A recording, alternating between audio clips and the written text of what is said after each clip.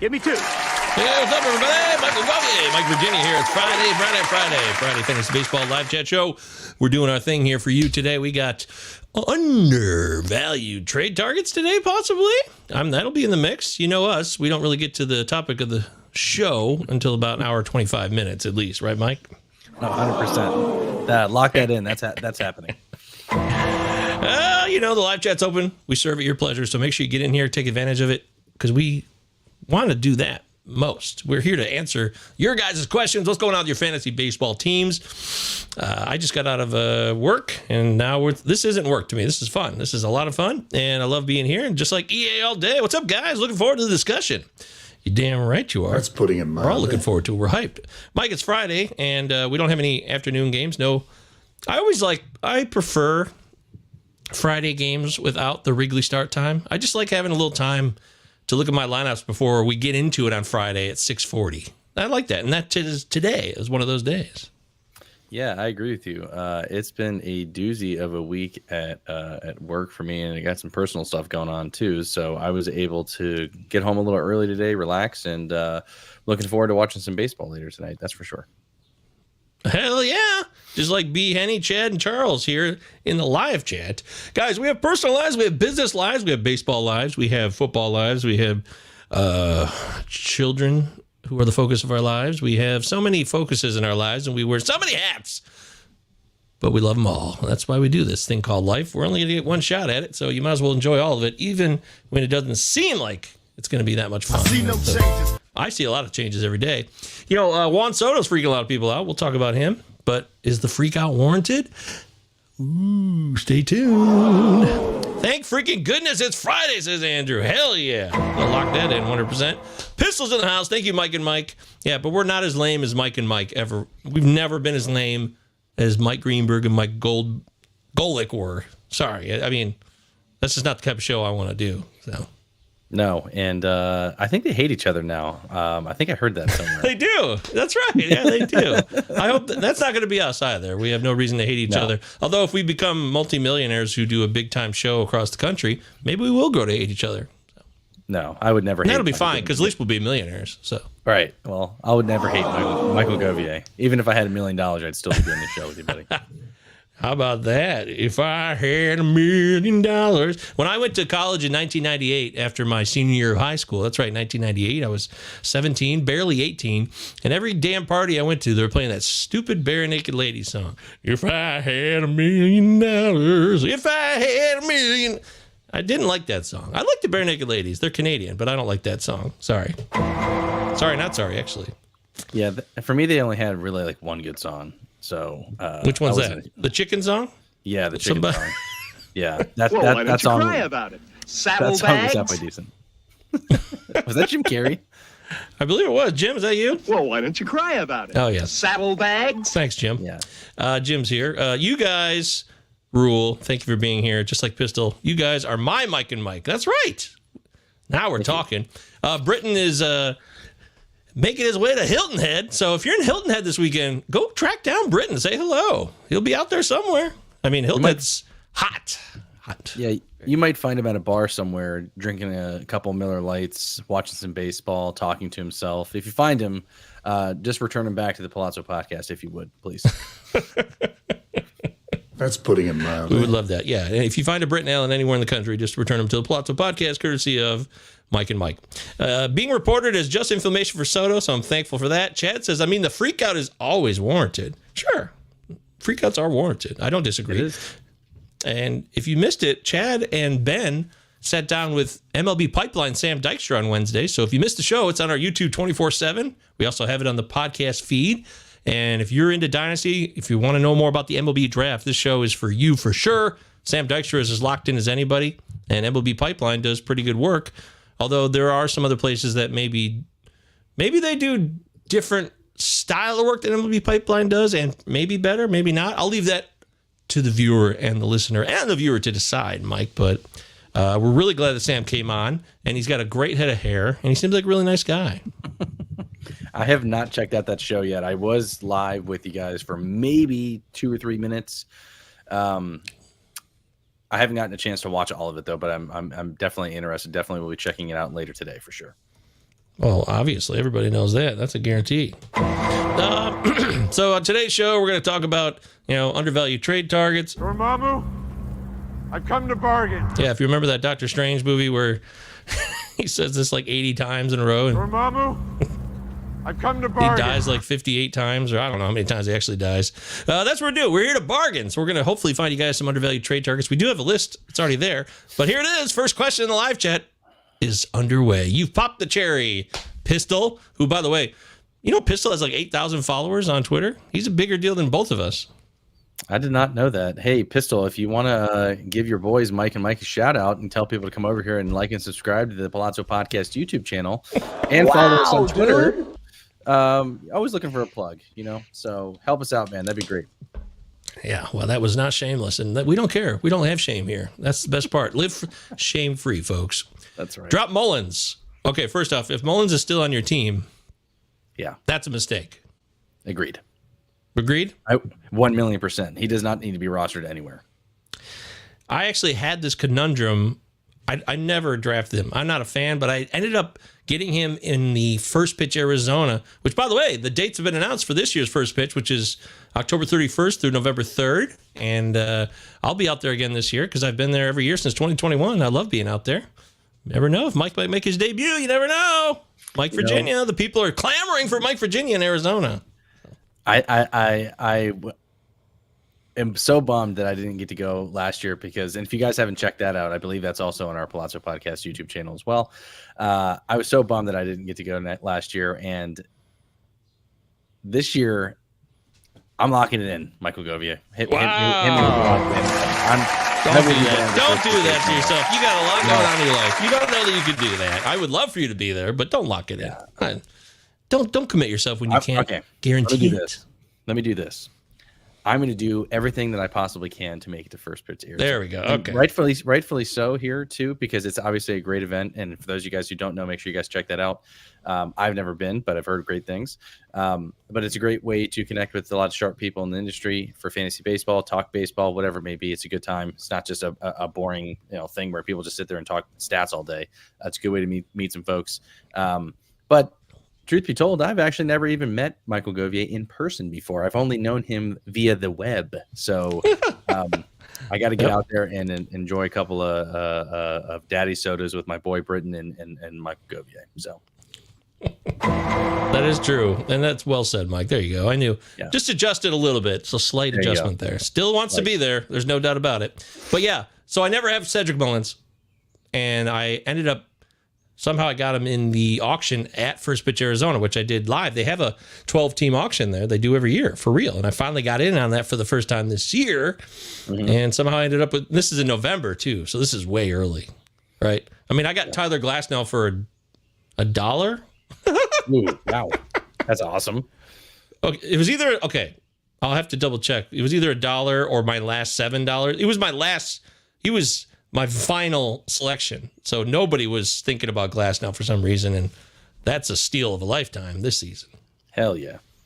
That's right. But I mean, I've come to bargain. I came to bargain. I ended up with Cedric Mullins, who I never drafted. So he's been on that team for the first month, 6 weeks, and I was like, dude, this guy sucks. I got this is a 12-teamer, right? So Cedric Mullins is a 12-teamer. I got to drop him. And I finally did that. It felt strange just because he's a name, but it was the right call, and nobody's added him in the last 3 weeks since I dropped him, I think. Yeah, the playing times hasn't been consistent for one, but two, and I struggle with this too because I'm an O's fan. I love Cedric Mullins. I do. I thought the 30-30 season was something that was an outlier. I think that was obviously not going to be repeatable. He had a couple decent seasons after that, but he struggled mightily over the past couple of seasons now, and I think they're ready to move on from him. That's putting it mildly. To answer your question there, I can't remember. I think it was Pistol who asked it. Jason Dominguez was pulled yesterday, but it was also due to a rain delay, so it was not tied to the Juan Soto injury. Obviously, he's one of the Yankees' best prospects. I heard some rumblings that they might be looking to trade Alex Verdugo, which I don't think that happens because he's obviously playing well, and he's obviously one of the better outfielders for them as well. So Dominguez is obviously their top prospect, and he played extremely well going into that injury season where he got hurt last year. So honestly, for me, if this is a redraft league, I'm probably not probably. I am dropping Mullins for Brandon Nimmo for right now, and if you don't have an NA spot, I would be looking to stash Dominguez or keep a close eye on him. But I just don't see a path for playing time. Yeah, okay, that's fair. Dominguez's elbow was the issue last night, apparently. Dominguez or Soto? Dominguez. It says Dominguez. This is on Yahoo. Dominguez's elbow exit in the 8th inning of Thursday's rehab game with AAA Scranton Wilkes-Barre, which is always a weird name to me. Well, it was not related to the injury to Juan Soto, so there was an elbow issue, but it doesn't mean it was a big deal. But obviously Dominguez has been coming back from an elbow issue. So, wait, you know what they're doing here? They're screwing this up. Dominguez has been in the minors now, right? Rehabbing. He has this 20-day window still. I think he's still on, right? Yes. Am I crazy? No. And so they're writing, it's just a stupid way to write this. Early exit not related to Soto is the headline. Look, I'll show you guys right here, and you can all realize how dumb this is now, because I want to make sure everyone joins in on the stupidity here. Look at this. So it puts Dominguez's elbow in parentheses. Exit in the 8th inning of Thursday's rehab game was not related to the injury to Juan Soto, forearm. That's stupid. Why are you putting the elbow thing in there? It's just complicating matters. Yeah. But it has nothing to do with the elbow, though, right? Mm-hmm. It doesn't say anything about it. Dominguez's removal is planned, as he has yet to play full game for his rehab assignment as he works his way back from Tommy John. So, yeah, it looks like it was planned, and they obviously had that rain issue going on in AAA Scranton. So, I think I should apologize. Yeah, long-winded answer here, Pistol. But yeah, I would drop Mullins for Nimmo for me, but I don't know how Go feels. Chad says, would Britton be Golick Jr.? Whoops, I hate this mouse pad. Of the Mike and Mike comparison? No, that's disrespectful. Well, is Golick Jr. good? I don't know. I guess I shouldn't make any assumptions. What about this one? B. Henny in the house, one of our pals. What's up, B. Henny? Any Gavin Williams news? Gavin Williams is a friend of the show. Everyone loves. Oh my God! Wow, look at that! Dark, stormy night here with the thumbs down. They don't like that. Well, this is the Gavin Williams response. I'm trying to get through hell. It's road to perdition. We know how Michael Govier feels about Gavin Williams. Stick around because he'll be in our Return of the Mac segment, my friend. Booyah. Charlie's here. Charles, hope you're getting better and healthier and stronger. His surgery went well. That's good news. Congratulations. You have failed. No, he didn't fail. It's literally the opposite of that. It was supposed to be this button. Sorry. There you go. Pablo Lopez dropped last night. There's a tweet here. Let's just go right to this because I saw it from Ryan Bloomfield, who's part of Baseball HQ, does Bubba and Bloom. Excellent dude. I love Brian Bloomfield. He loves he still loves Virginia Tech football. Maybe he doesn't anymore. We used to talk about Jim Druckenmiller a long time ago. So shout out to Ryan Bloomfield, who lives in beautiful Oregon, which I've never been to. Mike, you ever been to Oregon? No, and no offense to Ryan Bloomfield, but I have zero interest in going to Oregon. Oh, wow. Jeez. Yeah. Sorry. Well, why don't you cry about it? Saddlebags? That's not very nice. So here's the tweet from Ryan, which is in direct response to this live chat comment about Pablo Lopez. Oh, where did it go? Here it is. Starting pitcher with at least a 20% K to walk percentage and a 5+ ERA over the last 4 years. There's only one, Pablo Lopez. That's it. That's crazy. The list. That is cray. It is cray, man. Damn, look at that. That is wild. So that is crazy. Dropping Pablo Lopez was a panic move, in my opinion, on whoever's part that was. If it's an 8-team league, a 10-team league, I could see it, I guess. Was going to offer Crochet for him due to an innings limit. Should I just now drop him for Lopez and redraft? No. No? It's hang on a minute. It's worth mentioning that this league is very, very shallow. I believe Machado is also dropped in this league as well. So, it's so tough for me to, and Charles, I love you, buddy. You know I do. It's so tough for me to answer these because my logic on these has to go into your league mode, if that makes sense. So, and a standard 12 or 8-10 team league, whatever it may be, I just don't see guys like this hit the waiver wire. So it's always like a shock to me when I see these things. I think Pablo Lopez needs to be rostered, but I think Crochet needs to be rostered as well because there's been rumblings about the Padres being aggressive in targeting him. So I would look to drop another starting pitcher to get Pablo Lopez if he doesn't. I believe he doesn't have any bench bats as well. The things haven't been good for Pablo Lopez, as you can see here on the screen. If you guys are watching us live, the ERA sits at 5.45. He's got a 1.23 WHIP. The Ks are still there, which is nice, Gove. But I actually flipped Pablo Lopez in the beginning of the season, and I can't remember him for who in my home league. But any strong thoughts here? I mean, again, keep in mind this is a very shallow league where you can churn and burn guys pretty quick. Yeah, well, that makes sense with the context of the shallowness of the league. Mm-hmm. In the shallow, very shallow. So I get that, but I'm buying Pablo Lopez everywhere in 10-teamers and deeper. Yeah, get on the train now. A great second half is coming. The rest of his season will be better. This guy's just having some. I mean, that tweet says it all. That is just some bad luck. His numbers are good on many of the peripherals, but he's just not catching the breaks, Mike. And the breaks are part of the game sometimes. They just are. Would you drop him for Garrett Crochet for him? I would. Yeah. So would because, the clock's ticking. The party's almost over. I'm just too concerned that Crochet has to slow it down. And if you're playing it head-to-head and you need guys for your playoff stretch, how can you... Meet Pablo Lopez. It's like, remember Yuri Perez last year? You couldn't trust it. And that's what happened, remember? Yeah, I do. Remember that guy? I do. The only thing that I'm hesitant with dropping Crochet is like if he goes to a contender with San Diego, I can't imagine San Diego trades for him and then just shuts him down. Maybe they do, maybe they don't if they're not in a playoff spot or contention for a playoff spot. But I imagine they're going to be there. So that's the only thing that if he goes to a better situation in San Diego for some more wins, that's kind of where I struggle with. And he has no bench bats, so I would look to drop another starting pitcher or a reliever or something like that. There you go. By the way, Pablo Lopez, he's got a 64% strand rate. His career is 72. That is a huge number when it comes to left on base percentage and strand rate. If he could move from 64 back to his career norm of 72 rest of season, that's a lot of runs coming off the boards, folks. It is. A lot of ratio reduction just in that stat. I'm a big believer for my fantasy pitching of focusing on strand rate. It's a big part of what I do when I look at pitching. And you should too, especially if you're looking for changes or regression or a return to normalcy. As the great, was it Howard Taft? Was there some dickhead president in 1912 that was probably a racist? So anyways, thanks for the question. Pallazzo Podcast 2 L's, 2 Z's live.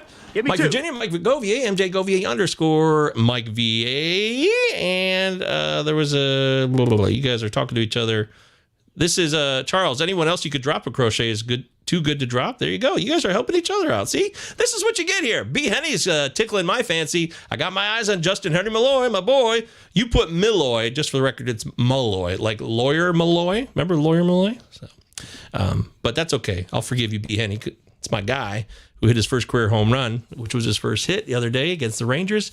It made me very happy, very, very happy. And Soto's not in the lineup, but no roster move from the Yankees today. So Soto's sitting. Of course, he'll sit one day, right? Yeah. I would maybe they're safe with him and sit him out through the end of the weekend just to give him some more rest. But yeah, the Yankees are in first place too. They're not going to rush him back. You are forgiven, B. Henny. It's okay. If we didn't forgive each other here, what the hell would we do? Should I trade Mason Miller and Lodolo for Pablo Lopez? That's a lot for me. Is it though? Mason Miller, what's he doing though? What's his fantasy value, Mike? I mean, right now, if you're looking at him, from the last I checked, I moved on from him. I wish Britton were here. I moved on from him, and I actually traded him straight up for C.J. Abrams because I needed a shortstop. Yeah. So I haven't really paid attention to. Thank you. Yeah, the past two outings, he's been giving up some runs. He's gotten hit hard, but he's still right there, Gove. He's got. On the season, he's still got a 228 ERA, 12 saves, 52 Ks, a .90 WHIP. So I overreacted there completely. That was an absolute. Yeah. I just assumed last time I looked at his numbers, he hadn't had a save in like 3 weeks. Oakland had lost like 12 in a row, and that was a while ago. So I screwed up. I'm wrong. He does have fantasy value, but I still like that trade getting Abrams for Miller. Because is this head to head or no? Head to head cats. Yeah. Oh, I love it. I always love trading a closer for a position player in head to head cats. That's a great move. Yeah, great job. And he loved Mason Miller as much as I did. He probably watched this show and saw me hype him up. So it was a quick accept. I was actually like, wow, damn, dude. But cool. And in regards to this trade, you came to bargain, right? You came to bargain. I've come to bargain. See? There you hit it on the head. I would probably make this trade. I want Pablo Lopez. I think he's the best player in this deal, and I always want the best player. So I would make this trade. But it depends on what the rest of your closers look like. Makes sense to me. Locking it in. Good job. EA All Day says 12-team head-to-head cats, OBP slugging. So OPS? Isn't that what OBP slugging is? Yeah. I thought right? So too. No, well, maybe it's an OBP league plus a slugging league. You know what I mean? Like it's. But he's saying OPS. OBP slugging instead of average. So 2 cats instead of 1? Or does he mean OPS? Clarify this, EA All Day. Would you drop Cowser, your boy Cowser, Mike, Virginia, to add one of these players? Mason Wynn, Soler, Jorge, that is, Estrada, Candelario, Helio Ramos, Nick Gonzalez. If so, can you rank? This is 12-team headed cats, OBP instead of average. Man, this is extremely tough to do. There's a lot of players here. But he was specific. He didn't just say name some players. And this is what we talked about last week. So we have to give him full credit for doing it by the book. Yes, I would drop Cowser at this point for me in a redraft. Really? In a redraft? Yeah, absolutely. Party's over? Yeah, party's over. I'm giving up on him. And it's 12-team too. And honestly, the reason why I'm saying this is because I'm looking at Nick Gonzalez as number 1 for me here. Since he's come up, he's been rock solid and just continues to hit. So if you're looking for production now and you don't need the outfielder in Cowser, I would go Nick Gonzalez number 1.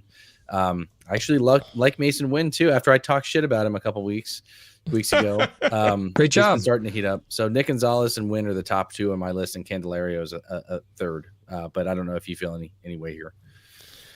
Man, every time I hear Cowser, I think of Doogie Howser, or maybe I'm thinking of Hauser from Total Recall. Howdy, Hauser. That's hot. Yeah. That is hot, yeah. But shit, I don't know. Okay. Can I give you some numbers real quick? Over the past Give me month, some numbers. Hook me up. Yeah, I'm a numbers guy. Cowser is hitting $188 over the past month with 1 home run, 7 RBIs, no stolen bases. So OBP is at 305. He's slugging a putrid 275 over the last month. Chad says Wynn is far and away my number 1 with his high floor, and he loves Nick Gonzalez, but he's not in his top 4 of this ranking, which I was, where'd that go? Right here. Here it is. So let me rank them for you. 12-team head-to-head cats, OBP instead of average. This Mason Wynn thing, it's going to chill out. Like, his ISO is not great, so if you're looking for big-time power, that's not part of it. But if you're looking, I guess, for batting average and stolen bases, which is becoming more common these days than it used to, so I would just say that. And Ben, maybe I stuck too much to what Ben Chase, our prospects overlord here, who is our master, who follow him on Twitter, Big Gentle Ben. He talked about Mason Wynn from a fantasy perspective was a better real-life player than fantasy. So maybe I agree with that. What you do agree with that. I do agree with that, yeah. Okay. So I might think enjoy Mason Wynn while you can. I apologize. And if I'm wrong, then I'll be wrong. But I'd say trade him if you can. But in this situation, you want to add him and ride it out, go for it. But I think trading Mason Wynn before he cools down later would be a good call. But I could be wrong, so let me give it to you like this. This is, Christ. I'm going to go, this is hard. This is really tough. You're right, Mike. This is very difficult to rank these guys in 12-team cats head-to-head OBP. I'll go Gonzalez, Ramos, Wynn, Soler, Estrada, Candelario. There you go. Oh, God damn it. I suck today. I did it. Thank you, guys. I locked it in. I'm locking everything in. Everybody. All right. So there it is. Thanks for your questions, guys. Keep them coming here in the live chat. You guys are just talking and talking and talking in here. I can't even keep up with all this shit. I know. It's like, how about Dan Daly over on the Twitter X side of things? You guys can watch us on Twitter X, but we can't comment on your comments. We can only comment in the live chat, but we can pull it up like this, what we're doing right now. Green, O'Neill, Lane Thomas, Taylor Ward, Davis Schneider, TJ Friedel. Supposed to rank these guys? I don't know. I think so. Let's just rank them. Go ahead. Okay, so don't know the context of what the league is, so I'm just going to rank them as players. I'm going to go Lane Thomas, Yep. Riley Green, Taylor Ward, then O'Neal, then Schneider, then Friedel. I'm the exact same way, but I'm switching Friedel and Schneider there. Okay, good. Good man. D-Snacks in his house here. 12-team redraft head-to-head points. Offered Adelise Garcia for Corbin Carroll. I have Garcia. Would you do that? Hell no. No. No.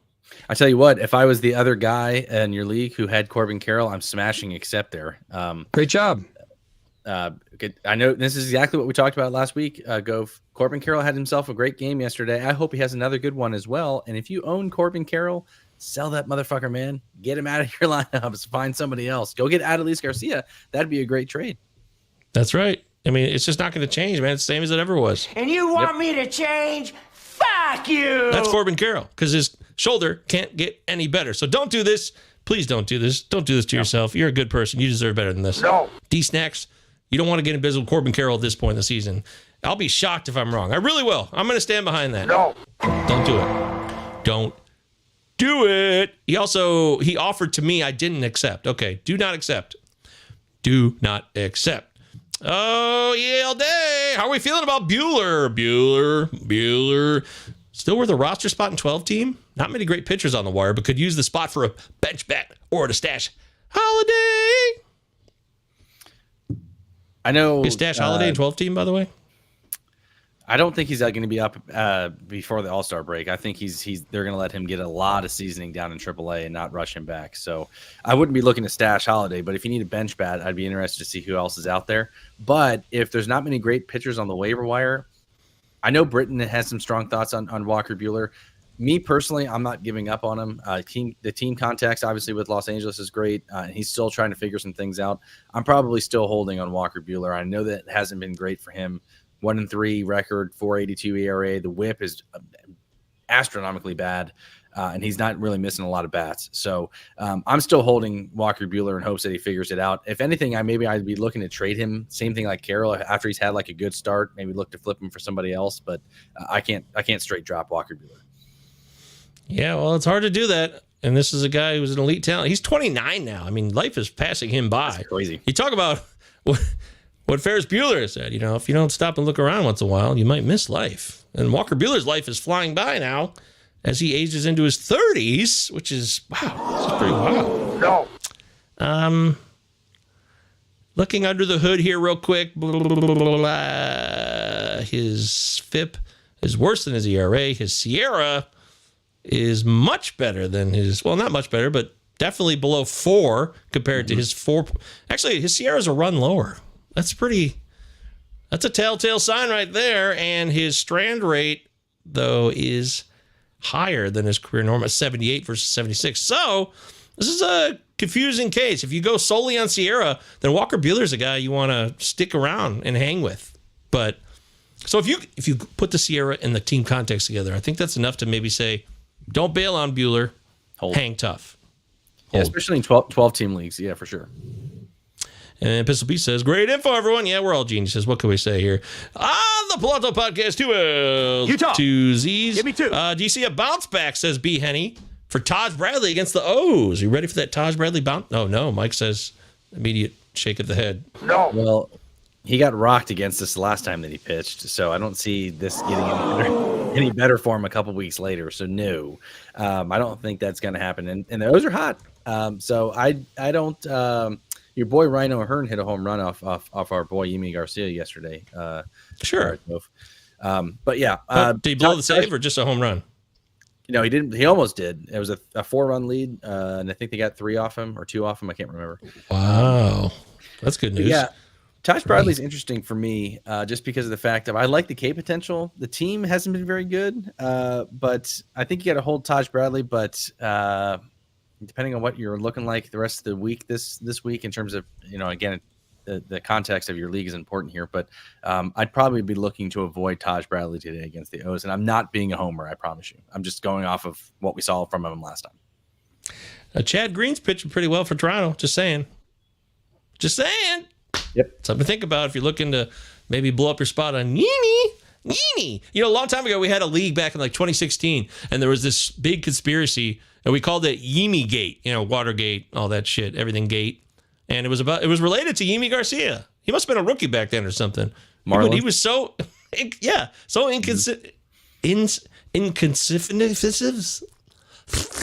inconceivable. That's not a word, is it? I have no idea. He doesn't even know. Taj Bradley's a good pitcher. Hang in there. But if you're playing DFS, and that's where you're looking at it from, I don't know. Win is a very solid Nico Horner light. I don't know if I like that comp or not. I'm not sure I do either, but I see what he's saying.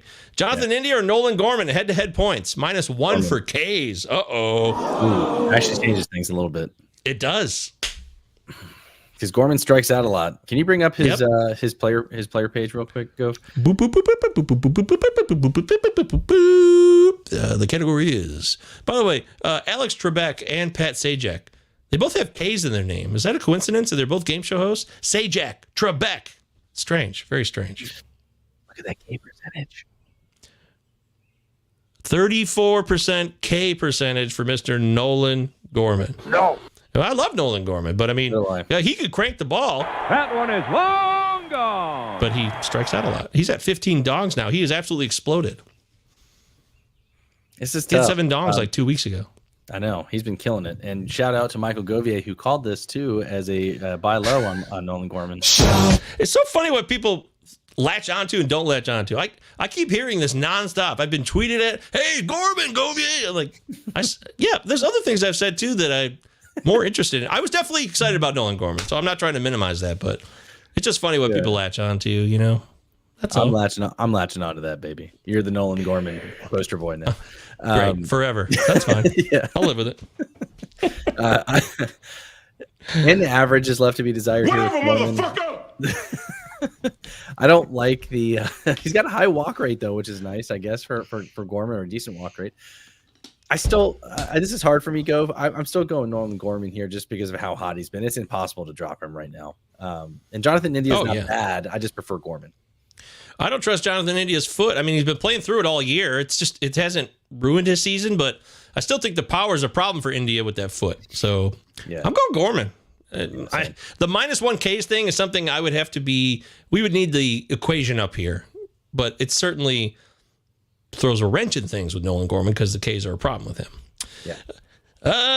Chad's also letting everybody know I dropped Gavin Williams. Best case scenario, he ends up being what Ober already is. Ew. I hate Bailey Ober, and I don't like. He is not going to. Oh, wow, that's putting. I have some thoughts on Bailey Ober, but Gavin Williams is a hell of a lot better pitcher than he is. I would keep Gavin Williams over Ober for 100%. Okay, that's fair. Yeah. B. Henny said that I guess that Taj Bradley start really hurt his ass. So how about D over on Twitter X here? Hey D, what's up? Make sure you subscribe. Everybody, like the YouTubes. We're trying to get to 1,000. We're on the brink of 800. Push us up there, please. Trade analysis. Ellie De La Cruz and an 8th for Devers. Devers, Burns, and a 4th. Oh, all of that? Yeah. So you move Ellie in an 8th and you get Devers, Burns, and a 4th in a 12-team keeper league head-to-head. I like the Devers side. That's just me. I think it's just too much. I want to be in business with Ellie long term. I love it. I do. I really love him. But Devers is a guy who can replace a lot of what Ellie does outside of the steals. And Burns is an elite pitcher, although he will be a free agent after this year. Where will he be? I don't like keeping pitchers though and head-to-head cats for the most part. So that's my only concern here. If this is a trade for this year to win, I'm more down with it, but I don't think I'm going to do it, actually. I think I'm not going to do it, although I can't blame you, D, if you want to do it. It makes sense on paper. Yeah, I just think, and especially the 4th and the 8th round pick, like the 8th is nothing for me, and I get a 4th back in return, plus a top 3 starting pitcher and Rafi Devers. Yeah, it's a no-brainer for me, at least. I understand it's a keeper league, and it's head-to-head, and Ellie's going to be a superstar. I still have extreme concerns with that K rate. I know a lot of people will jump my ass for that, but he's still striking out at a high clip here, guys. So I don't mind this trade at all. Okay. Well, chap your ass for that one, Mike. Mike Virginia on Twitter at _Mike VA. TM wants to know, Robert Suarez, Kimbrel, and Miller are my closers. Those are 3 closers with a lot of saves. I have Edwin Diaz and Romano on the waiver wire. Should I drop any of my closers for... Mike immediately shaking his head. No. I mean, you got to hold Robert Suarez, you got to hold Mason Miller, and you got to hold Kimbrel. In my opinion, both of them are just not. They're not right. I think Gove actually called this too in the beginning of the season on Jordan Romano that he was not in business with him simply because of the elbow issue in the very beginning of the season. So. And he's looking more and more right on this. I know that he got an injection in the elbow. Edwin Diaz did strike out to you guys in the latest rehab start. He will come back on June 11th. It looks like. Is this a points league? Like for saves, is it cats? Like that would also be good context to own. I assume saves aren't really worth a whole lot if these guys are on the wire. So. No, I suppose you do. By the way, on the Romano thing, you would think that I knew that in the preseason that I'd be all over Yimi Garcia, but I wasn't because I'm an idiot. Thank you. Yeah, great. I'm pissed. Now get the fuck out of here, pervert! That's me. I'm out of here. See ya. Damn, that guy's harsh. Edwin Diaz is in hell right now, but he's a great player. So it's a baffling mystery. Auto Romano, I could see dropping Kimbrel for Diaz. I don't mind that actually. Yeah, now that we're talking it through, I don't mind it, but I still rather prefer Kimbrel. He's been pitching better as of late. I've made my thoughts on Kimbrel known already, though. Yes, you certainly have. Yeah, but okay. I don't mind that move. Chad says Aaron Boone said he expects Juan Soto to avoid the IL. He could be available against the Dodgers series, potentially even tonight. Yeah, Juan Soto's playing through it. He'll be fine. Also, Jordan Wicks is back. Yay, everybody. Woohoo! Jordan Wicks update from Chad. Thank you, Chad. Okay, we did that one. There's so many of these. You guys are on fire. Redraft. Should I drop any of these starting pitchers? Gavin Williams, Nick Lodolo, Tanner Bybee, or Verlander for Ober? Mike's going to immediately say no on Ober. Yeah. He sucks. This is the thing I want to say real quick. Everyone's like, "Oh man, but if you look outside of his starts with Kansas City, he's actually not been bad." Bailey Ober sucks. I don't understand why people like him so much. Maybe because of the whip that he had last year. I don't like Ober. I think all of these guys are I'd much rather own than Bailey Ober. I'm out on Ober. I don't want anything to do with him. Yeah. That's in stone, folks. There it is. Yep. So let it be written. So let it be done. There it is. Those are his stats. Got a 5 ERA. Still got a 1.13 whip. Yeah. What about over on the Sierra side of things? Is he still a viable player? Is he a guy that's a fluke? He doesn't throw as hard as others, but he gets, I don't know, he's able to get the outs. He's also 6'9". Did you know that? I did. He's a big boy. 6'9" Bailey Ober is. Jesus. I know what Ben Chase says about tall pitchers. Not good. Yeah. Except Randy Johnson, of course, who was a legend. He's the anomaly. But sometimes tall pitchers, I guess, Ben describes it better than I do, but they get out of whack with their mechanics, and the way he described it makes sense. But last year, Bailey Ober had a 3.43 ERA. His FIP was closer to 4, and his Sierra was closer to, it was 3.87. Yeah, so it was definitely higher.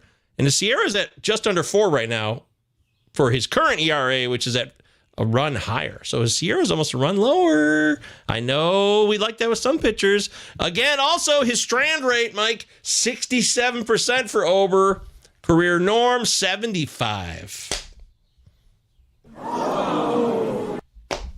We'll see. I don't want anything to do.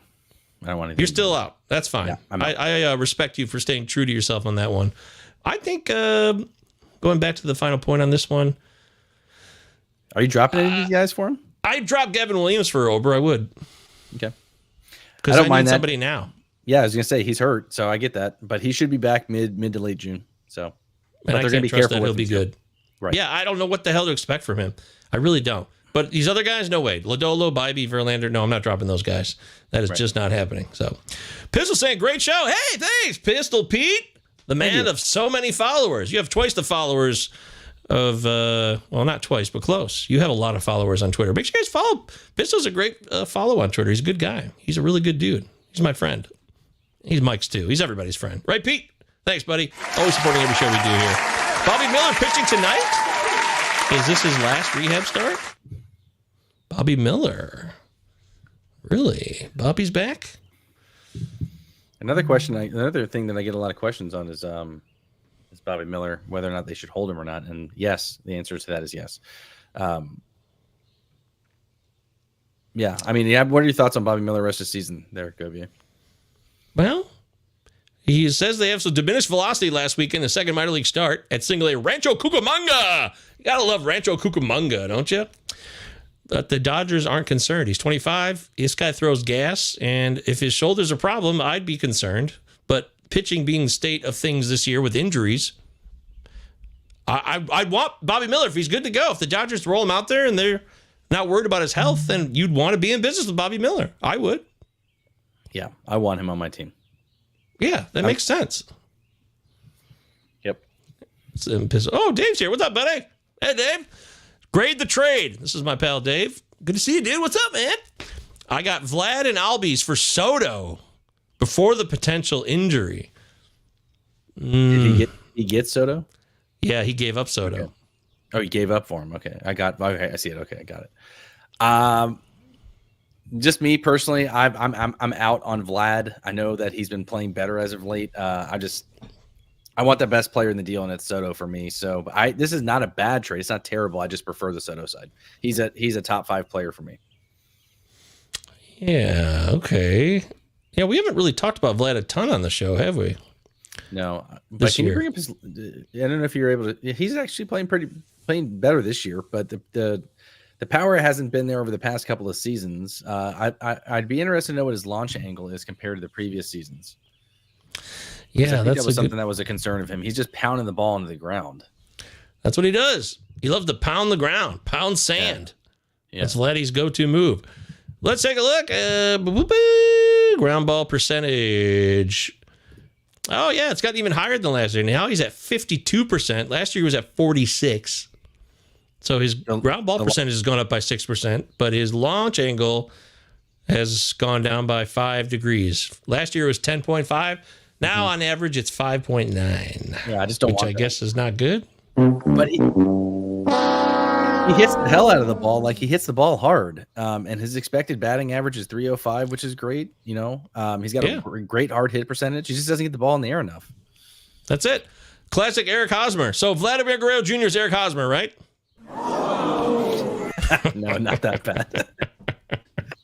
I love Soto, and I don't think this injury, he's been playing with this injury and still been playing well. So I don't know, Dave.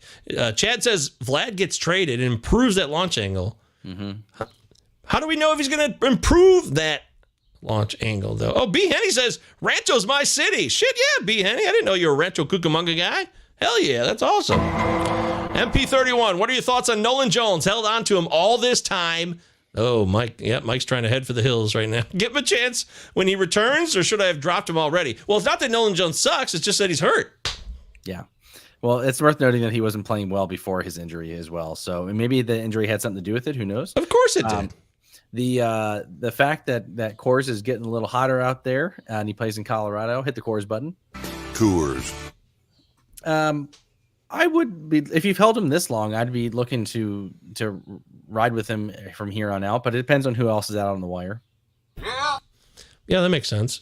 I would add Nolan Jones if this backs, backs can be tricky if you didn't know. Backs are a mystery. We don't understand the connection between stress and backs. But if you know that you're struggling with the back problem, you may have a stressful life. Call 1-800-BACKS. We'll be here for you. Why is that button always there? I got too many buttons over here. So look, Nolan Jones is talented, but if this could be a lost season, it's only June still. It's June 7th. I want Nolan Jones if I can add him and see if he's ready to go, because the guy can play, and Coors is a fun place to hit. Coors. So that's it. That's the bottom line right there. And I don't think I doubt myself there. I feel pretty good about it. Charles says, thanks, guys. About an hour from Hilton Head. Going to find Britton at the Tiki Hut. Appreciate all that help. Oh, hell yeah. Cool. All right. That's right. The dirty brown beaches of Hilton Head versus the white sandy beaches of the Panhandle of Florida. Yeah, that's a southern showdown between the beaches. EL Day says, tried to trade away Barrios 3 times this week. Yeah. Targeted Ketel Marte, Teoscar, and Will Smith. Maybe I was shooting too high. All 3 guys said no. Yes.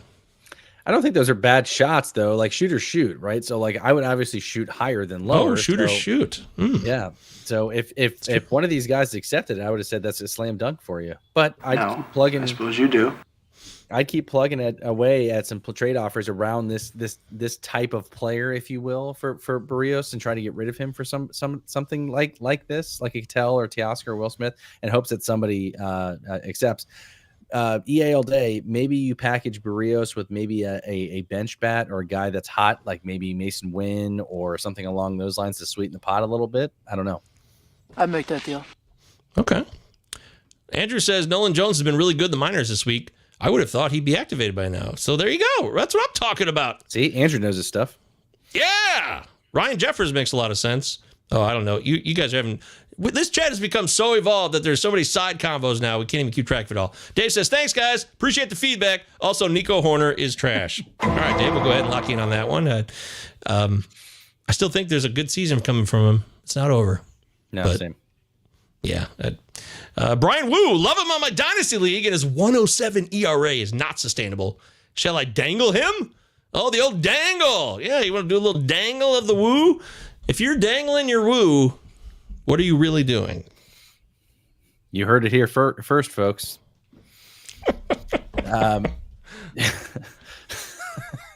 Jesus. Brian Wu for me is somebody I like. I don't think he's this good.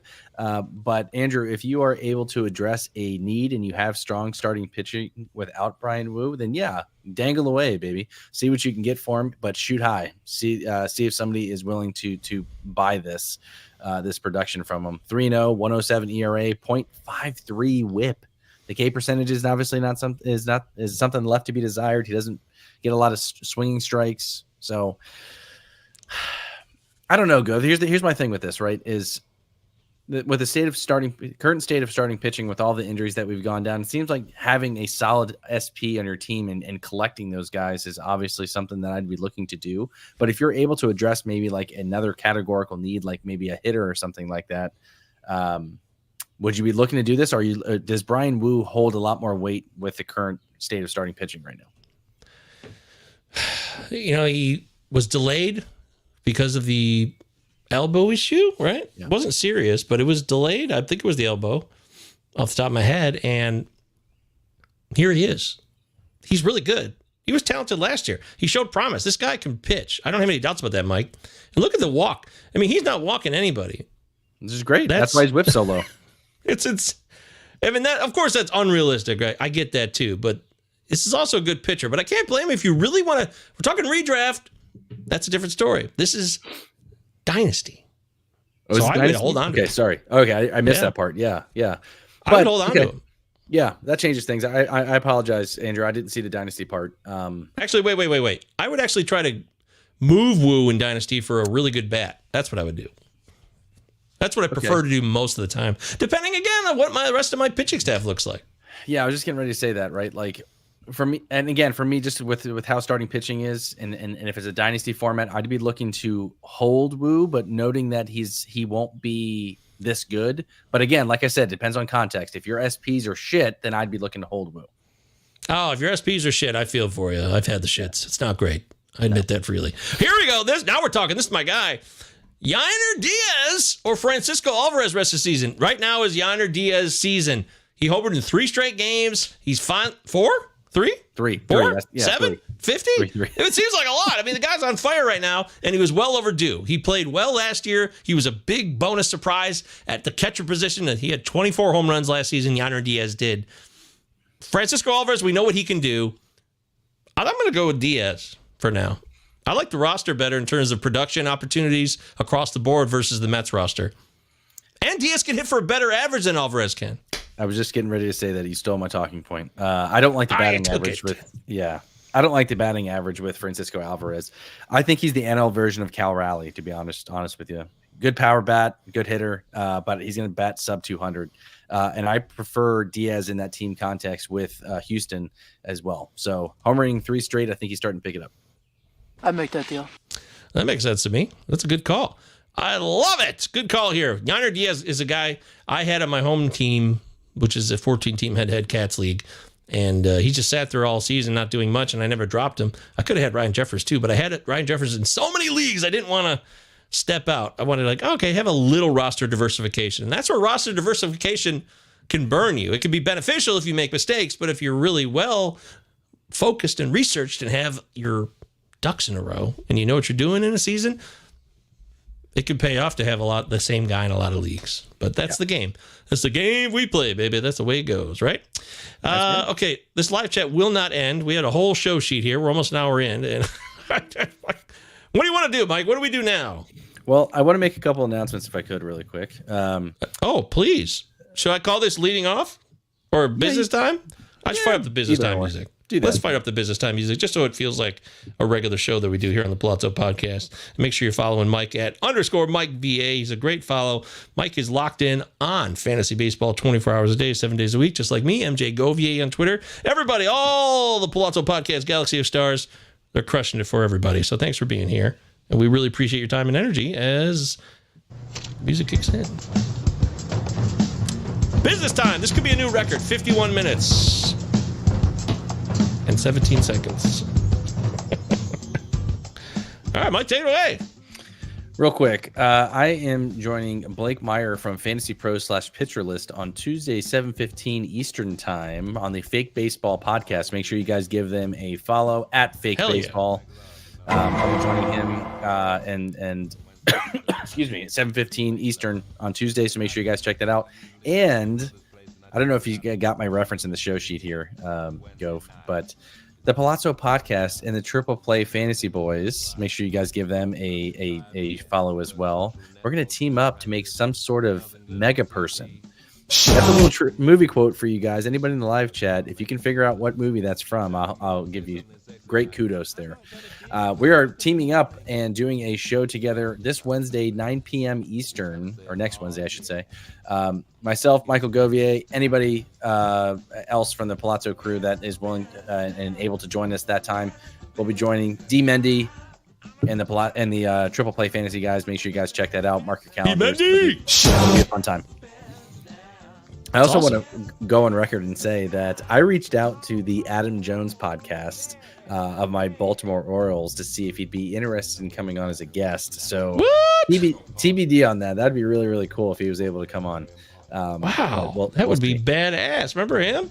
Yep. Love Adam Jones. Adam Jones is a great defender. He was a great player for many years. Mm-hmm. He has his own podcast. We'd love to have you. Well. Yes, please, Adam, if you're watching this, I'm a big O's fan. We'd love to have you on. Come join us. Mike's paid his dues. Come on. Give him an opportunity. Give a guy a shot, you know? This guy works his butt off, and he loves his O's, and he's been through hell. It's been some terrible years. We're in the good years now, the glory days. And, you know, Adam Jones is a guy who he could play a good defense. He could hit for power. He was a real solid player. Yes, he was. Oh, Dave got it. My buddy Dave got it right. Kicking and Screaming, yep, with Will Ferrell. Make sure you guys check that out on Netflix. See, I see Kicking and Screaming, and I think of Noah Baumbach's first movie. Not as popular as The Squid and the Whale, which was a few years later. Also called Kicking and Screaming. Good movie about graduating college and being clueless. So, there you go. So yeah, make sure you guys check us out. Again, 7:15 Tuesday Eastern Standard Time. I'll be with Blake, and then the Pallazzo crew and Triple Play Fantasy crew will be teaming up to form a mega person this Wednesday at 9 p.m. Eastern. Hell yeah. It's been way too long. I've always loved D. Mendy and the boys.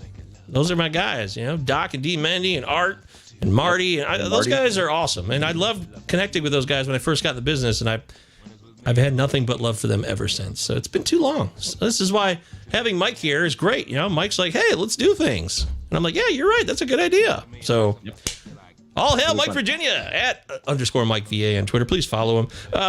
Any Twitter spaces coming up soon, Mike?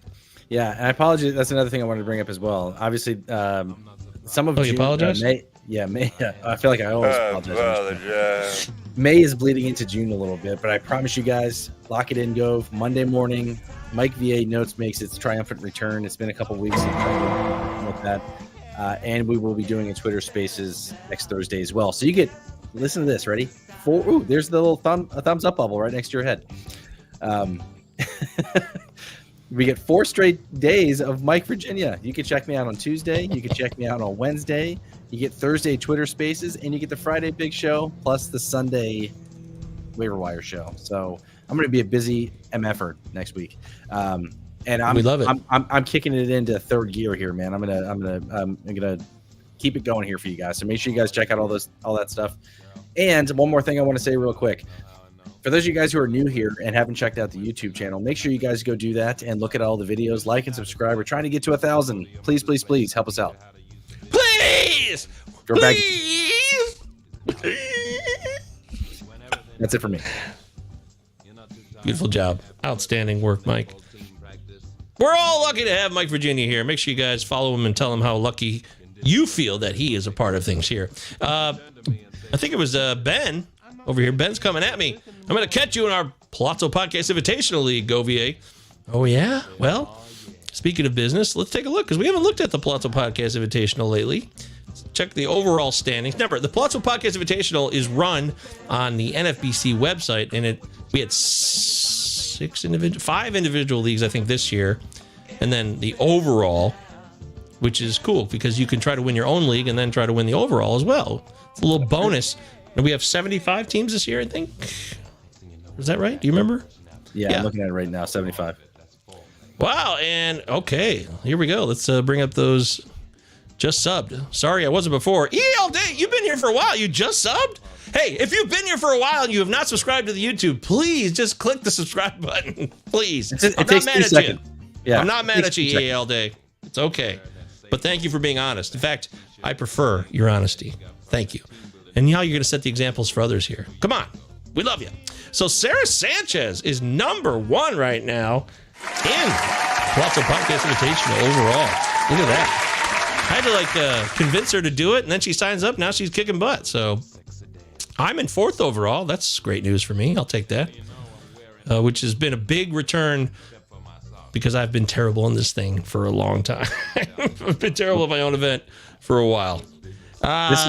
This is my first year, and I'm shit. Keep scrolling all the way down. I think I'm in the 40s. So, yep, there you are in the 40s. Who's dead last? We always like to see who's dead last. Paul Spada, whoever you are, Paul Spada, you are dead last. And boy, 100. Wait, so how did let's go look at the points here. So the overall points are right here over on this side. And 611 is the highest, and Paul Spada has 129. Jesus, that's a big gap. His team must be, I almost want to look at it. Like, is this team just destroyed with injuries? Oh, shit, no, that's my team. Why does it do that? Oh, that's disappointing. Never mind. Anyways, they went to my team, and I was trying to look at his team. So there you go. There's the updates here. Let's see if somebody makes a run. Somebody who's in the 40s or 30s. Maybe Mike will make a push here. Mike Virginia. Oh, there's my boy Timothy Michael. Look, hey, Tim, you're 16th. Nice job, buddy. Jeff Whiteley, how you been, Jeff? Jeff, I've not seen you on the show all year. Where you been? I miss you. Hope you're doing well. Jay Bird's 12th. Patty Ryan, my boy right there, is 13th. Okay. There's...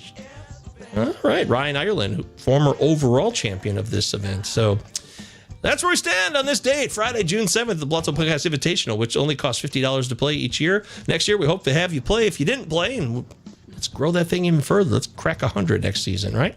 Yep. Sarah's dominating everywhere right now. Yeah, shout out Sarah Sanchez as well, because when I was in Chicago, she was also at the game, and I had my 2.5-year-old son and my niece and nephew and family. We were supposed to meet up to get a drink, and I just couldn't make it happen. So, Sarah, next time I'm in Chicago, I promise you, I'm going to buy you a beer. Hell yeah. Sarah's great. I love Sarah. She's my friend. She's been on the show the first year we did it, and she's always supported our show. Make sure you support her show. That's the Fantasy Feud on Pitcher List Podcast Network. Her and Shelly Veristrate. Good stuff over there, the Fantasy Feud. It's a different style of podcast, and I'm glad it exists. Out of Rhythm Sports, Jamie says I'm 181st in TGFBI and 6th in my league. Hey, great job, buddy. Good for you. Look at you doing big things in the world. You're grown up and you're grown up and you're grown up, aren't you? Look at you. They said you couldn't do it, but you did it, Jamie. Great job. Nice work, buddy. Okay. Quick other business points. Of course, as Mike said, Sunday Waiver Wire live chat show, 12 noon Eastern time. It's there for you every Sunday. Do not miss the opportunity to get yourself prepared for the coming week. Every Monday. Quick. Oh, real quick, hit me. Yeah, sorry. It's the hottest thing in fantasy baseball right now, folks. If you're not joining our Sunday Waiver Wire show, you got to be there. Because not only are you getting entertained, you're getting a lot of useful info as well. So make sure you guys check that out. Sunday, 12 p.m. Eastern. Hell yeah, absolutely. By the way, this is Robbie, YouTube certified mechanic. He's saying 790 subs, and there's a joke involved with that because we had a hullabaloo, we had a hiccup, some type of hootenanny went down. All those start with H. It's weird. And we were at 636 subs on one day like 4 months ago, and then we went down to like 628. And I thought it was because Robbie brought up Wander Franco too much on the show, and I blamed him. But then he got them all right back and replaced them, and all was fine with the world. Thank you, Robbie. And make sure you follow Robbie Baseball 1 on Twitter. Ben and Robbie and myself on occasion every Monday night, 9 p.m. Eastern time. Prospects Power Hour. It's real simple, guys. Monday nights at 9, Prospects Power Hour. Friday afternoons, the big show, me and Mike and Britton most of the time. And then Sunday, 12 noon Eastern time, the Waiver Wire live chat show. That's the schedule, 3 shows a week at least. But this week, we had even more shows. We had Sam Dykstra, and I didn't even mention that Britton sat down with DVR, Derek Van Riper. That show is live on our YouTube and on podcast platforms where you find the Pallazzo Podcast, 2 L's, 2 Z's. Utah. So we got a bunch of stuff for you and different perspectives as well. And last week, Britton sat down with Justin Mason. So Britton's not been able to be on the Friday show because he's been busy, but he's doing episodes, one-on-ones. Make sure you check those out. We got a lot of content for you here. I think we're doing a pretty good job, Mike. Yeah, we're crushing it, and I'm hoping we can keep it up all the rest of the season. Plus, football season's right around the corner, man. Oh, that's right. Stay tuned for that. Ben says, I'm going to cross the Ambassador Bridge to rub it in your face. By the way, at 4 p.m. Eastern time, supposedly the Canadian border guards all went on strike. So that's going to be a huge problem now if you're trying to cross into Canada. And my wife happens to live in Canada, so I don't know how that's going to play out because they can't strike because they're essential workers, but they're going to make it hell. Like, they'll do every detail of their jobs super slow, and the line, it'll just be hell. It'll just be backed up. Beyond backed up. So, hey, I stand with unions. You know, we need unions to stand up against corporations so that we can get better wages, better benefits for humans. So I'm with them. I get it. But they're kind of going to ruin my weekend, I think. So I think we covered this one. Nick Gonzalez or Jonathan India rest of the season? Yeah, or is this a different question? But Gonzalez, right? Yeah, Gonzalez. See, it's Gonzalez. Okay. Okay, so that's all the business, I think. I mentioned something else. Oh, yes, the Monday 12 Eastern on the subreddit, Fantasy Baseball subreddit. I'm doing AMAs over there every Monday at 12 noon Eastern time, and I answer as many questions as I possibly can. So if you want to be over there and ask questions, great. But we also have our own Discord where you can get your questions answered for free anytime you want to, and we got a lot of people. I also trimmed up the Discord, so it's been reduced in size. It's much easier to navigate now. Less channels, but just as easy to connect with people and get your questions answered. So make sure you check out our Discord. It's always in the description of every show, totally free.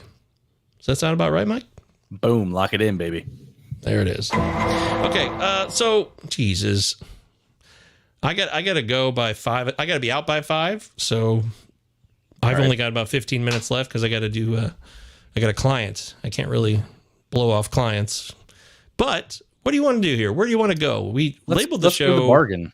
Let's go to the bargain thing. All right. Hell yeah. Okay, my man. Let's do it. It's time to talk undervalued trade targets. Let's get some bargaining powers going here. We'll bring up Dr. Strange, see what he has to say about it. Here we go. Cool. Oh, boy, that's scary. Oh! That's a scary face. Just say the name. Say the line. Dormammu, I've come to bargain. Thank God. Jeez. Boy, that took long enough. Okay. So, hit me, Mike. Let's go. undervalued trade targets, bargaining power. We're looking to give people opportunities to get players that can help them make a difference now. Yeah, one guy I want to bring up really quick, and I know that this is going to be hard for some folks, and I know he's not necessarily having a terrible season, but he's not having the Pete Alonso season that he normally does at this point. He got banged up with that hand, so I think that's kind of zapped some of his power a little bit. He has started to turn around. He's got 14 home runs on the season, but he's only batting .238. I think this is a guy you could probably get at a discount right now. I'm not saying necessarily he's been bad, but I think that you can get him at a discount and get a reasonable. It's not going to cost a whole lot to get him, I guess is what I'm trying to say. Plus, there's a chance that he gets traded at the deadline to somebody maybe like Houston, who, God, needs a first baseman so damn bad. So I'm looking to acquire Pete Alonso in every league that I'm in. I have him in my home league, which I'm happy about. And a lot of people, I think, have caught on to that because they've asked me and be like, hey, you're looking to trade him. People have floated trades to me, and I'm not doing that. So I like him. I've always been a Pete Alonso guy. He's one of the best power hitters, if not the best power hitter in baseball, not named Aaron Judge.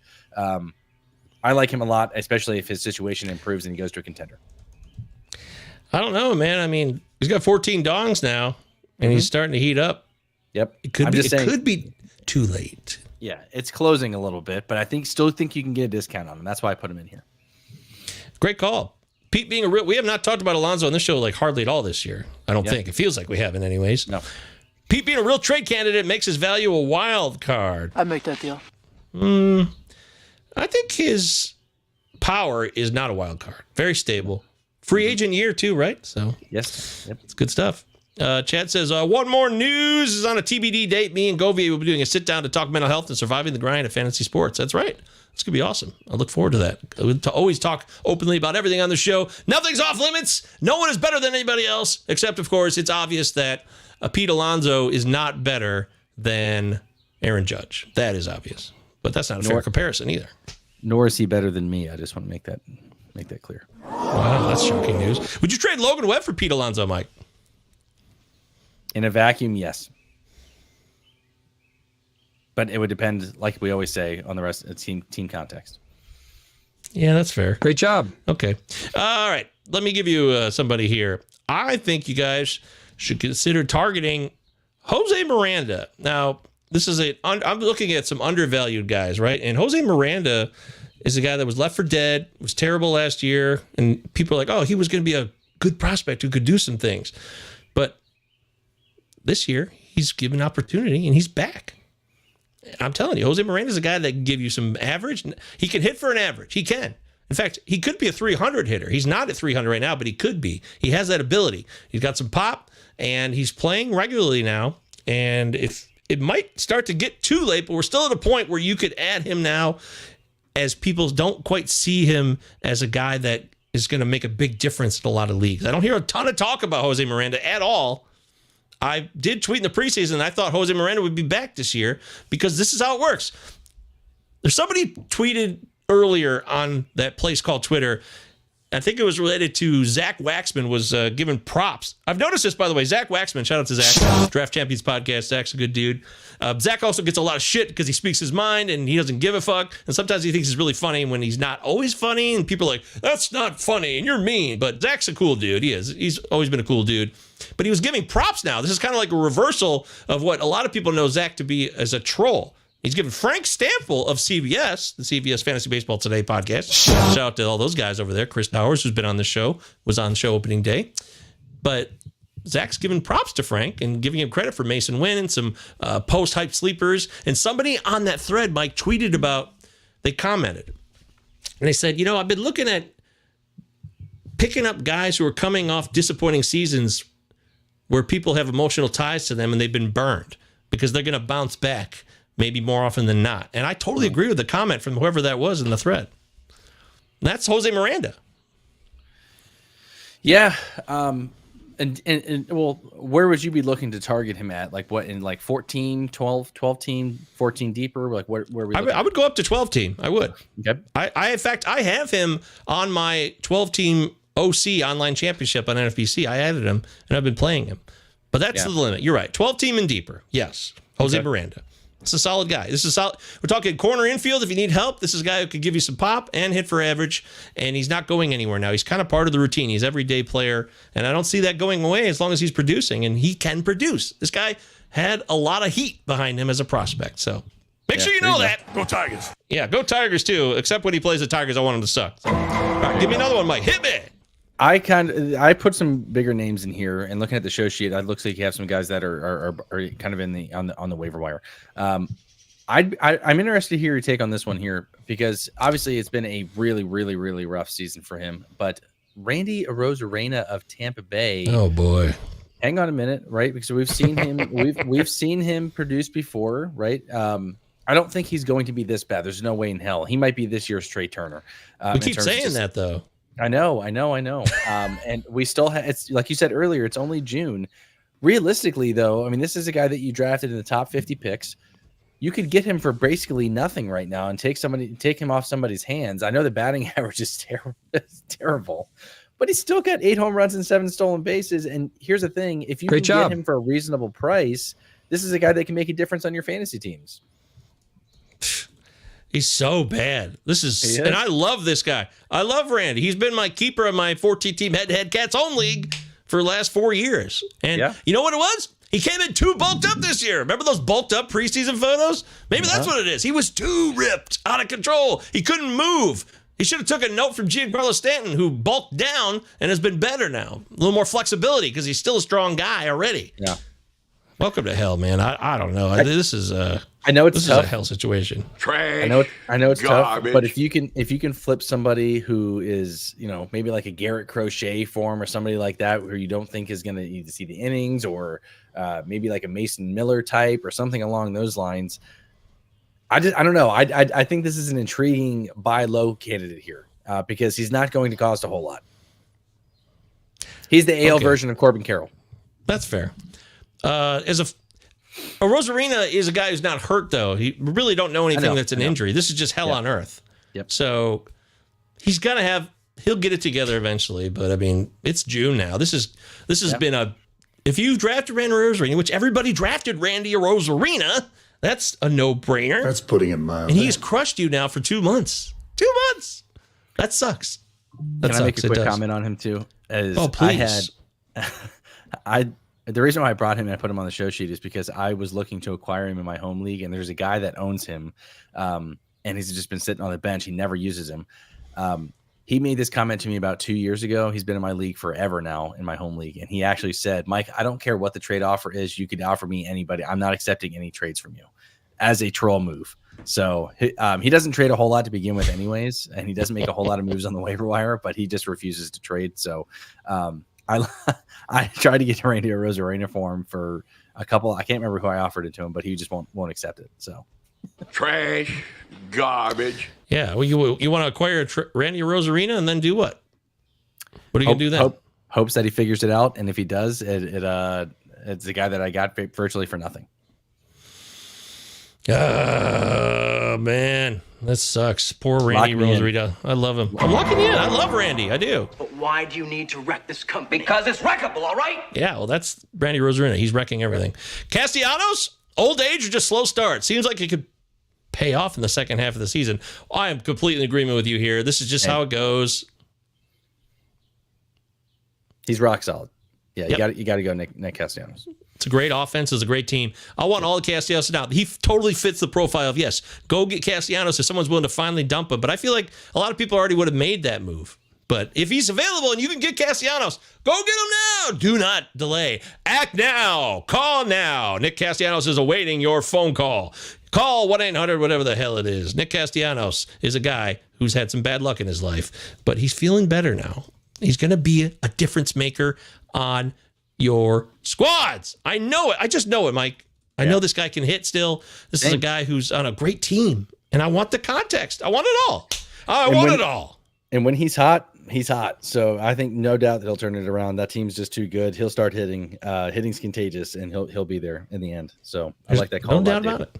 Pick up the phone and start dialing. That's right, man. Everybody we're talking about here, pick up the phone and start dialing. Get on the horn right now. What are you guys waiting for? This is your chance to change your lives for the better. And Nick Castellanos could be a part of that. Because Nick Castellanos has changed lives in so many ways.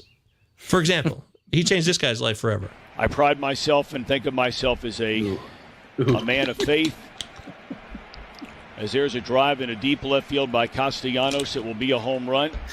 Thank you. Oh, my God. And so that'll make it a 4-0 ball game. You know, it's Pride Month, so Tom Brenneman, you can go fuck yourself, you homophobic douchebag. I watched this show live, or that show. I watched that game live when that Me happened. too. Yeah. You did?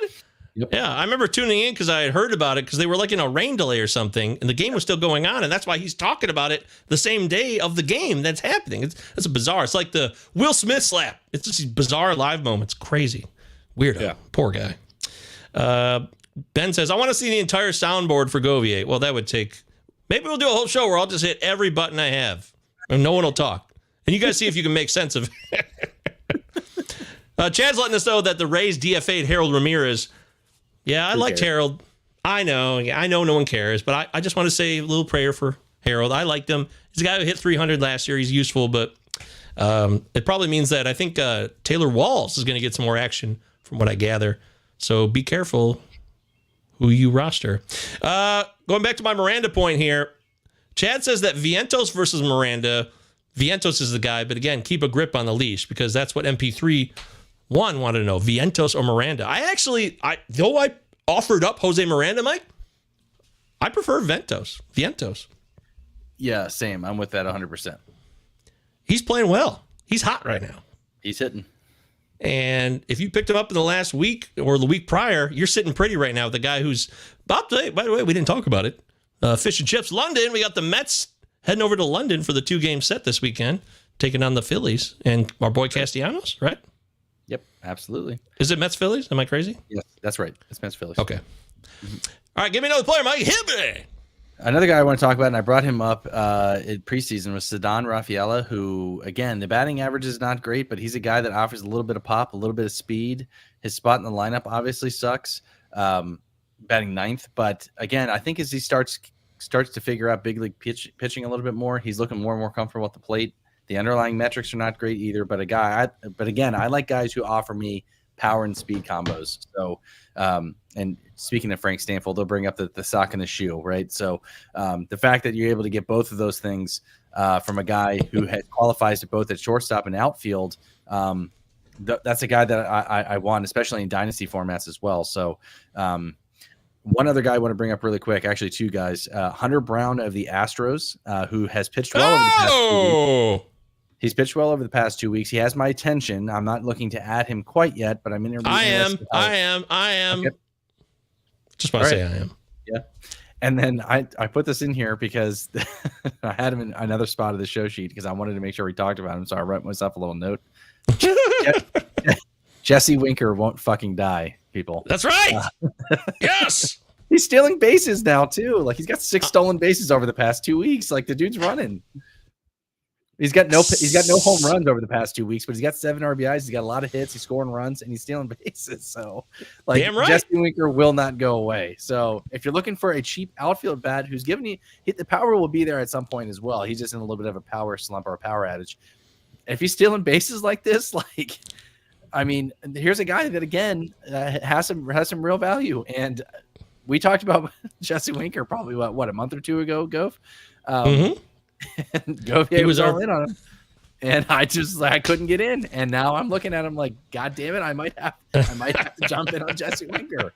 So I stuck with him, and people blew him up. He did slip a bit in May for sure. Yeah. So people were like, okay, that was a fluke, but he's come back, and I stuck with him in most of the leagues. I picked him up, and then I was able to add him in more leagues, and I'm happy with that. Yeah, and the power's not been there, but. Yeah, 10th in the NFL in OBP. So if you play in OBP formats, he's an ad. That's what he does. That's what he's always done. And it's just somehow he's gotten back to a spot of peace, of consistency for himself. She steals from me. Yeah, well, maybe people feel like Winker's been stealing from them, but I love it. I love these calls. Hunter Brown was a part. This was on the Patreon. Again, just trying to show you guys what's available over there, starting at $3. I did this video on May 17th. Utah, give me 2. Fantasy buy lows. I'm not actually talking on this video. This is me talking in real life. Ian Happ, Yes, he was 64% rostered, but, May 17th since then, take a look at his stats. He's been playing better. And then here he is, Hunter Brown, see?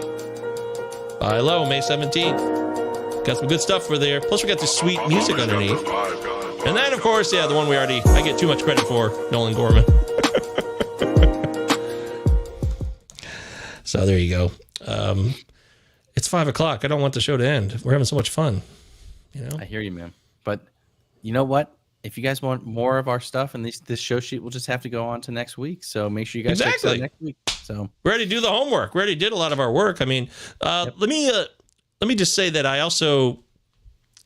it appears that Helio Ramos was the better play over Luis Matos, who was demoted by the Giants. Matos and Ramos, both outfielder prospects for the Giants. Ramos is still there playing well. Matos is gone. Yeah. His advanced stats, especially in the minors too, did not support. I know he had like 12 RBIs over like 2 or 3 games, but that was just an outlier. So I did not have a lot of faith in Matos the rest of season, and especially because he's only hitting a sub 200 in AAA. So I bought in and I picked him up and spent some FAAB money on Matos in several leagues. Yeah, but the truth is I got to be honest here. I'm not proud of this, but I see the link and I have to be truthful, because if you want to get better as a player, you got to be honest about the mistakes you make.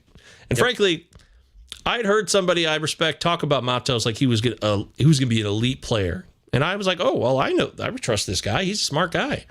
Mm-hmm. And that was pretty much all I was going on, other than the fact that he also was given a run last year. So I'm like, okay, he learned some lessons last year, right? But it wasn't enough.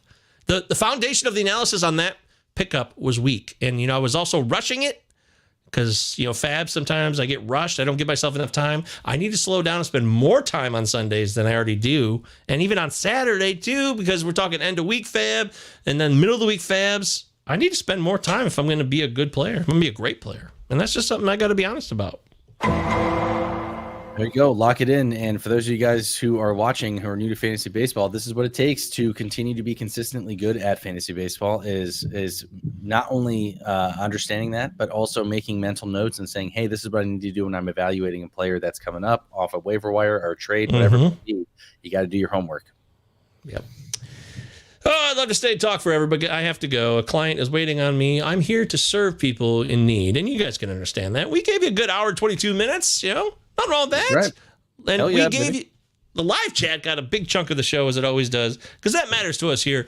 Mike Virginia, Michael Govier, Britton Allen's on the vacation. Follow him at Britton Allen, 2 T's, 2 L's. You talk. Also podcast, 2 L's, 2 Z's.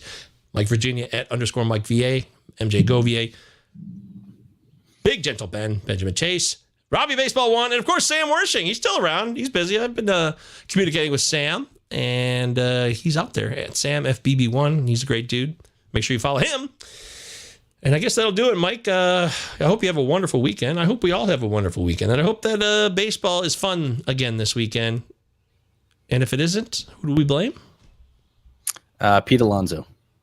Okay, Pete Alonso's good. I say let's blame Tom Brenneman. So we can blame him. There you go. So. Yes, let's blame him 100%.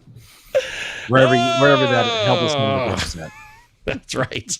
All right, don't forget, Sunday, 12 p.m. Eastern Time Live, the Waiver Wire Live Chat Show will be ready to go. Mike Virginia in your face.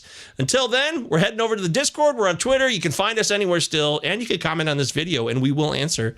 You guys have been commenting more on our videos, so we do appreciate that outside of the in-video live chat, so thank you for that. Let's go turn it over to our main man, Captain Jack Aubrey, Mike. See ya. Have a good weekend, buddy. Bye-bye. Right, lads. Now, I know there's not a faint heart among you. And I know you're as anxious as I am to get into close action. But we must bring him right up beside us before we spring this trap. That will test our nerve. And discipline will count just as much as courage. The Acheron is a tough nut to crack. More than twice our guns, more than twice our numbers. And they will sell their lives dearly. They mean to take us as a prize.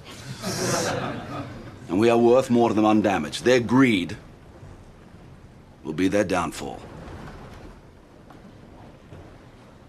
England is under threat of invasion. And though we be on the far side of the world, this ship is our home. This ship is England. So it's every hand to his rope or gun, Quick's the word and sharp's the action. After all, surprise is on our side.